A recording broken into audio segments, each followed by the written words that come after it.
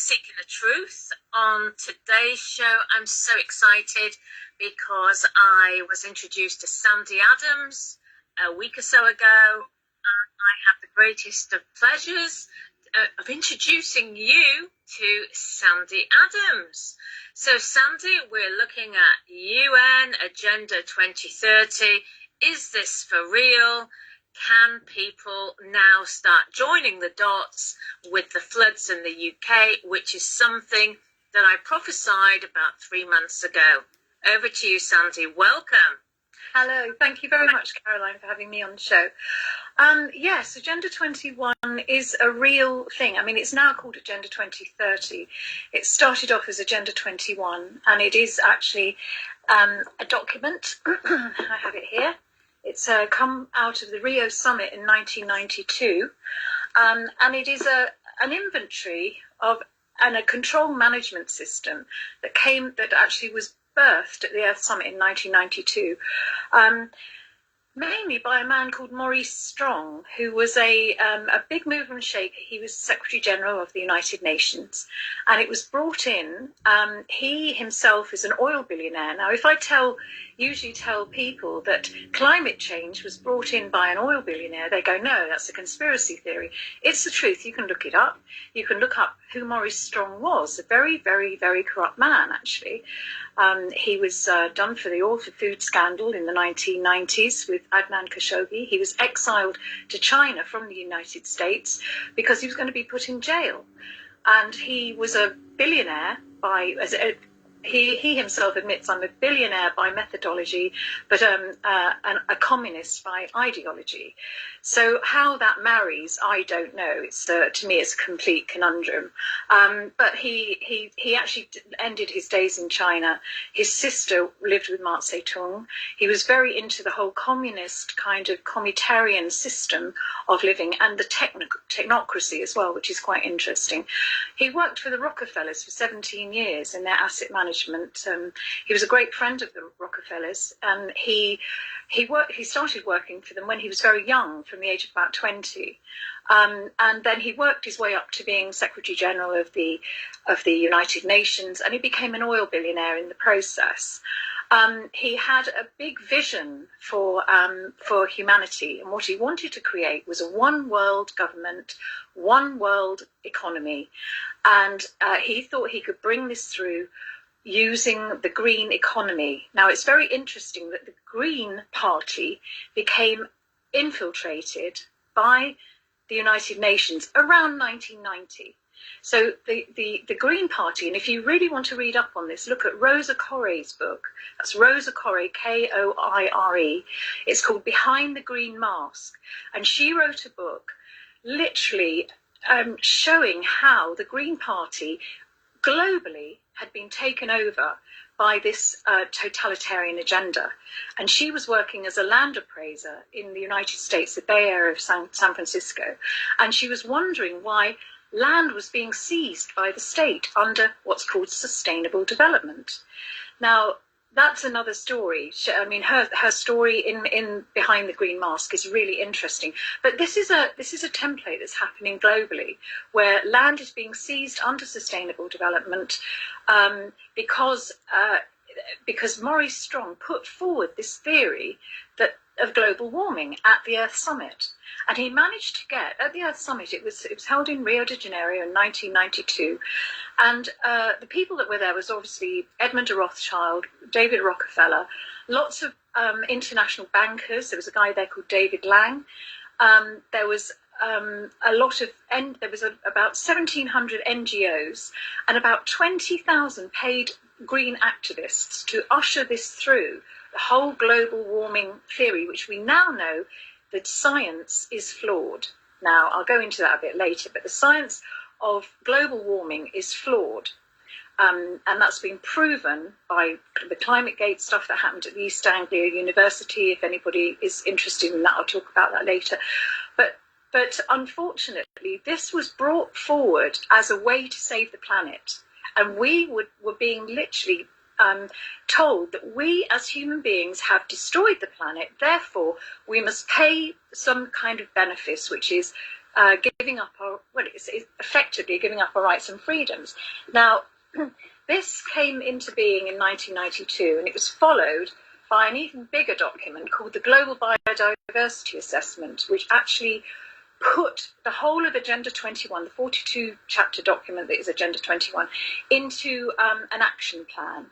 And that action plan was really the process that is in place now for the restrictions that we're going to be seeing in the future. And it is really about putting nature over man. Can I just interrupt you there? So we're talking about restrictions for Joe Public in the UK for the future. Now, I know when I came to see you speak about this agenda, well, it must be almost 10 days ago now. Since then, I've been having a look at the agriculture bill. And I mean, you know, you've got 94 pages, and it talks about England a lot, which I'm car parking for now because I didn't know why the bill used the word England so many times, but it did mention a red meat levy. So when you say about things happening for the future for the UK, you did say to the meeting 10 days ago that actually cows could be wiped out in the future. You know, red meat levy and cows being wiped out. Well, this is something that's really slowly being brought in, sort of almost subversively.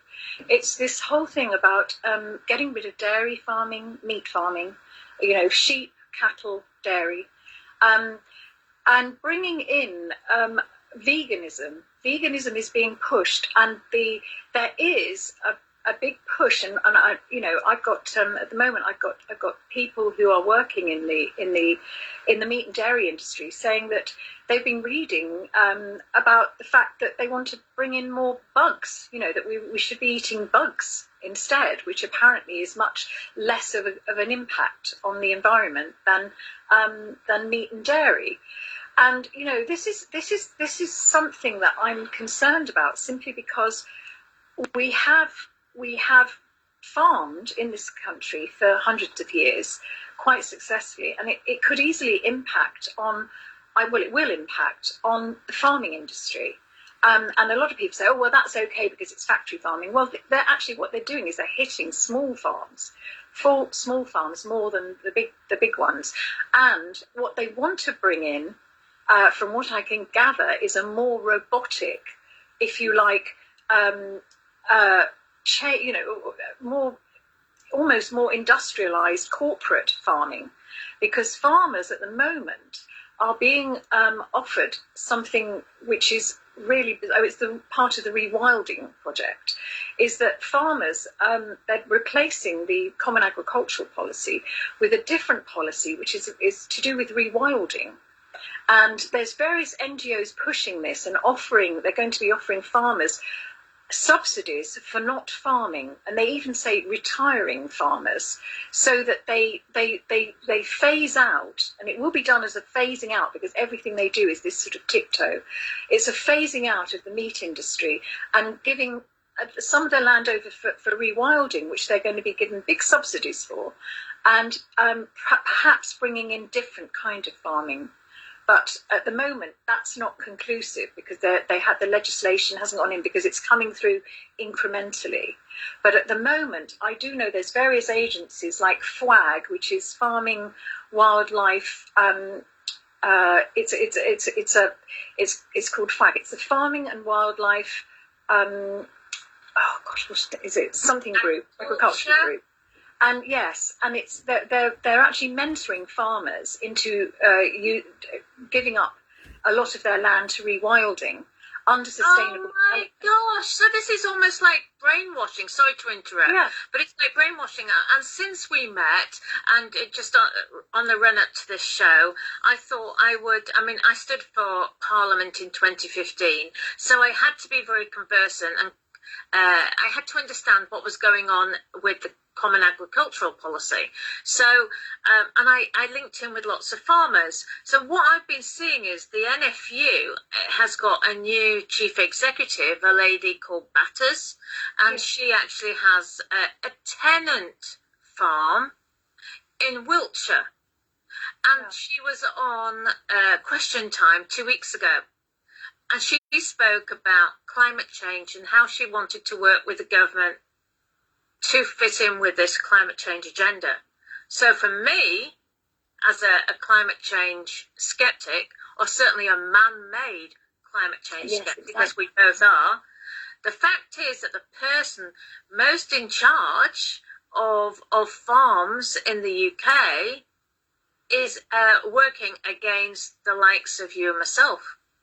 Well, yes. I mean, it's interesting that farmers know how to farm. What we have at the moment is a whole bunch of policymakers coming in who actually don't know.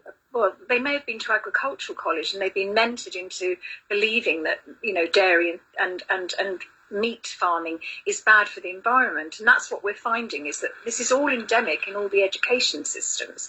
So you're having people coming out of agricultural colleges and other places where they're learning about, you know, going for a career in NGOs, and a lot of them come out and go straight into NGOs like FWAG and adapting to the Somerset levels. That's another one that I'll be talking about, which is all part of the Environment Agency's you know, form of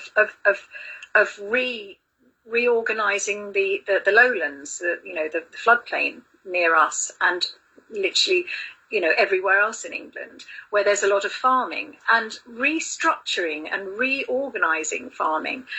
And, you know, I'm finding that farmers are a little bit confused by this because they don't understand where Agenda 21's come from. Agenda 21 aims to take people out of rural areas into smart cities. That's the agenda. It's all in, you know, all in the documents I have here. It's to bring people away from rural areas into the smart cities, because you know, the whole idea is that they don't want people living in rural areas because according to them, that, you know, these areas have to be protected under sustainable development. So everybody is encouraged to be moving into smart cities. And the way they'll do that is break down all the infrastructure, like things like, you know, we've already get rid of cars is the biggest one. Get rid of transport in rural areas, and you'll find that transport has been diminished in rural areas. Get rid of infrastructure like banks. I mean, the town that I live in, 4 banks closed. We have no banks because I live in quite a rural area. So you have all this going on. And with the farming, it's to get farms off the land as well, and encourage them to rewild. But then kind of the thing that I find a little bit daunting is the fact that, apart from telling them that they're encouraging them to rewild and giving them the subsidies to do so, they're also saying that we will be monitoring you to see if you're doing it right. Well, this is what happened in America, where land was being seized because they had put these restrictions on the farmers and the landowners, saying, look, if you have that piece of land, you've got to make sure that that particular species of animal is completely catered for above anything to do with your business. And so people were then monitored to make sure they were looking after this creature or that creature, whether it's a bird and this is what the whole Agenda 21 is all about, is about conservation of nature in order to move people out of the land and live in the smart cities where they can be surveilled and data harvested, which is controlled and data harvested, which is unfortunately what we're facing if we don't fight it. And the thing is that these farmers, if they don't come up to scratch, in the same way that I'll talk about the Green New Deal, because it's all part of the Green New Deal. If they don't come up to scratch with their paperwork, and let's face it, farmers like farming, they don't want to sit at a desk filling in forms. This is highly bureaucratic, this system, and it's designed to fail. If they don't actually come up with the data, it's a data gathering exercise. If they don't come up with the data that the that the NGOs want for all this, then they will end up failing and having their land. Well, obviously, you're not looking after the environment. Under sustainable development, you cannot farm it. And that's what we're looking at. And that's what I'm worried about. They may be given subsidies to lure them into it. But at the end of the day, it's designed to fail. I tell you what's interesting, because I was reading up about the agricultural bill, reading the mainstream media reports on it, and it said that a significant part of the bill has not actually been declared in writing. So this bill comes back into Parliament in March after visiting a committee. But if the government is not going to show its hand, how do the MPs have the information at their fingertips to actually make a judgment? Obviously not. No. I mean, I don't know. A lot of it is being held in secret, and it's not clear. It's really not clear what farming has, but they seem to be bringing it in very, very quickly. Whatever it is, they're bringing it in quite quickly, because I'm noticing that this whole Agenda 2030, the Green New Deal, is being brought in very, very quickly for whatever reason. And it could be that they know that the weather's getting colder, because we're heading towards a solar minimum, and the whole global warming thing will be blown out of the water. I don't know. I don't know what the reason is, but they're ramping it up. It might be that for the last 30 years, since the Earth Summit in 1992, or 28 years or whatever it is, they haven't actually achieved their goals. They've had COP conferences every year. They've had wilderness conferences every year. And I'll just point you to the fact that there is a World Wilderness Conference in Jaipur in March, the 19th to the 23rd, where they're actually trying to put a leadership committee together to rewild 50% of the planet. You can go on their website. It's called Wild 11. I mean, go and have a look at it. How can you rewild 50% of the planet? Where will the people... Can I just stop you there? For the people who are watching, they might not be familiar with the term rewild. Yeah. Can you just explain what that actually means in reality? Well, the rewilding comes out. I'll just get this book. I've read a lot of this. Now this, it's huge. This is the Global Diversity Assessment. It was created out of Agenda 21. It was the action plan. And in there is a lot about rewilding. Now, rewilding is giving over the land, taking the humans off the land and giving it over to the wild and restocking it with bears, wolves, wild animals, lynxes. I mean, the rewilding's going on in Scotland, where they're introducing lynxes back into the woodlands, and wild boar. And in America, it's bears and wolves from areas that they haven't been in for many, many years, because they're thinking it's a very worthy exercise to bring back nature, bring back things to what they were. But actually, man has lived in symbiosis with nature for many years, and actually it is an interrelated relationship, in my view. George Monbiot, who's a chap who talks about rewilding a lot, and I don't agree with him. He thinks that man should be removed from nature and it should all be rewilded. And he's very, very in at the moment with Greta Thunberg, with this new TV series that's happening on the BBC. So the thing is that rewilding aims to remove man from the equation, because let's face it, we've been terrible. We're awful creatures. We have, according to them, created global warming. But I know, and you know, that this is a nonsense, and that actually the science is proven to prove that actually the CO2 in the atmosphere is not, it's 0.4%, and a fraction of that is man-made. So what is the argument? It's ridiculous. I mean, there's no anyway, I can't get into that because Piers and people like Tony Heller do that far better than me. But the fact is that the science is skewed. You've got, people like David Bellamy went to his grave, and he was a proper scientist, not like Attenborough. He went to his grave saying, it's wrong science. The science is wrong. It's bad science. And he went to his grave. He was sacked by the BBC for not going along with the whole global warming theory. And so he lost his career. And they brought Attenborough into the picture, who isn't a scientist, who is actually a puppet for the New World Order. And he just reads from a script, and he goes along with the narrative that the BBC want to put out. So everyone's signed up to this thinking that they're doing a good thing. And in fact, they're walking into their own prisons. Well, that's true. So basically, just as a side issue, what do you make of Boris Johnson now talking about BBC being on a subscription-only basis? I think if people want to subscribe to watch the nonsense the BBC churn out, I'm in agreement, yes. I personally don't watch the BBC, and I won't pay a licence, and I think they're not telling the truth. And at the end of the day, it's a propaganda machine. It is a total propaganda machine. There's no two ways about it. It's just churning out this nonsense. Well, I think, personally, the fact that if we're going to go to a subscription model, this isn't going to take place until 2027, so we're edging ever so close to the date of 2030. And, I've been campaigning against HS2.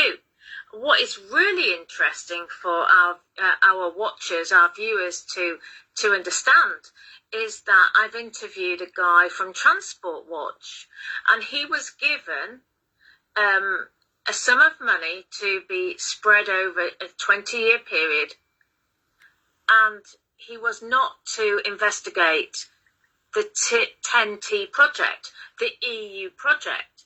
So he was obviously, to me, I might be being very sceptical here, but he's obviously being directed away from the real reason why HS2 came into being. Similarly, I've met Stop HS2. I've met them at various stalls at political party conferences.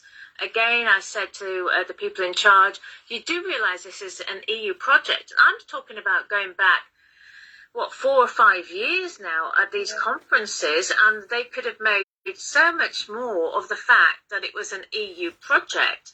Again, they said, oh no, we don't want to go down that hole, that rabbit hole. And I just think until we start speaking the truth, we just don't get the full picture. And that's what's made it so much harder for people to be able to join the dots. Yeah. Indeed. You see, I think a lot of people don't realise how much we're not really out of the EU. That's the it's almost like a smoke screen, because everybody thinks, we've got out of the EU. We haven't. We've still, the defence union is a big one, and we've got, as you say, we've got projects that are being fuelled by the EU. And funded by the EU, and particularly a lot of these NGOs that we've got in our, even with the, I've got this one, which is Adapting the Somerset Levels, which is about mentoring people into accepting that the levels are going to flood again. Again, that one is funded by a company called Interreg, which is a EU, it's an NGO. It's an EU-funded project. So we've got the EU literally with HS2, with a lot of these things that are coming in. And, I don't know, you see, I'm not a lawyer. I don't know how binding all this stuff is. I don't know. To be honest, I've been following the constitutional groups on Facebook, and when people say, oh, we don't have a constitution, we don't have a written constitution, well, we can go back to the Magna Carta of 1215. We can go back to the Bill of Rights of 1688, 1689, which says that no foreign prince, prelate or power can be in charge of the UK. But it's actually more to the point, not just necessarily UK, but it's England. And as I say, I go back to the agricultural bill, which is going through at the minute, and it does tend to focus on England. Whether we can get England initially to leave the EU, in truth, that will be a big challenge. But it seems to me that there's a lot of stuff going on behind closed doors where the SNP, the Scottish government, they actually want to stay in there. But in the meantime, we are still adhering to all the EU regulations. And not only that, but what concerns me is that people on Facebook, social media, they will say, oh, I'll point out, like, for example, today I put a post up and I said, so Boris Johnson is single-handedly putting in LGBT agenda for 4-year-olds, a red meat levy, HS2, which is an EU project, Huawei, everything being sold off to China or Saudi Arabia. And this has been going on for years and years with a Tory government. What I'm trying to say to people is it doesn't matter. They say, oh, well, it's better than Corbyn. And I'm thinking, how could it be any worse? Well, do you know what I mean? It doesn't matter. It's the boss that's in charge. Yeah, I mean, it's really difficult. I mean, there's always something that you know. I've been watching Boris Johnson, and I really think that he's, you know, all these politicians, they aren't making these decisions. It's above them. It's way above them. And this whole pay grade, as left and right, is a nonsense. It's a distraction, because they will ultimately be having the same policies, whether it's left, whether it's right. It doesn't matter. And in fact, you know, left, right, you know, left wing, right wing, you know, it's the same big bird, and it will actually screw us up. You know, that the left wing and the right wing is one entity, and it's like, you know, it's two wings of a big bird that is really part of it. It's like the, you know, the underlying control from where I'm looking at it is coming from the United Nations, who everybody thinks is the case of left. It's right and wrong. It's not left and right. But yeah. Sandi, we're coming to the end of part 1. Yeah. Can I invite you back to part 2 in a few minutes? Yeah, sure, absolutely. Thank you. Thank you. Thanks to everybody for watching. It's Caroline Stevens, Seeking the Truth.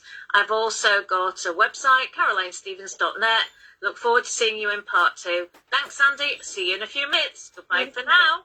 Bye. And please do share this video. Thank you.